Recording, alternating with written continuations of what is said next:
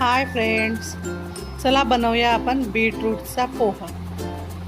तर मी एक मोठी वाटी भरून पोहा घेतला। जाडा पोहा आहे हा। दोन टाईपचा पोहा असतो, त्यापैकी हा जाडा पोहा आहे।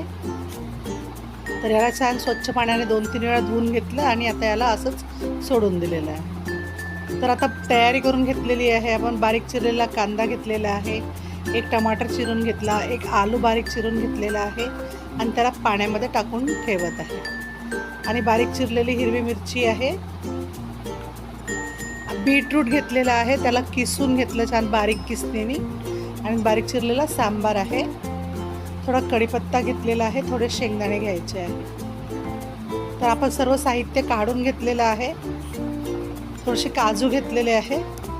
तर चला बनवायला सुरुवात करूया। तर पॅनमध्ये मी एक मोठा चमचा तेल टाकलेला आहे आणि त्यामध्ये शेंगदाणे आणि काजू आपण थोडेसे फ्राय करून काढून घेणार आहे। ते क्रंचसाठी आपण काढून घेणार आहोत। तुम्ही तेलामध्ये टाकून म्हणजे कांद्यासोबत पण टाकू शकता। तर आता मोहरीची फोडणी दिलेली आहे आणि हिरव्या मिरच्या टाकलेल्या आहे, कढीपत्ता छान तोडून टाकला आणि कांदे टाकले आणि छान परतून घ्यायचे आहे गुलाबी रंग होईपर्यंत। छान परतून झाल्याच्या नंतर त्यामध्ये आलू टाकलेले आहेत आपण आणि बीटरूट जो बारीक किसणीने किसून ठेवला होता तो टाकलेला आहे। आणि आता याला छान शिजू द्यायचं आहे। तर मीठ टाकलेलं आहे, थोडंसं मीठ टाकल्याने आलूला पण छान चव येते। तर आता 2 मिनटं आपण झाकण लावून याला छान शिजवून घेतलेलं आहे।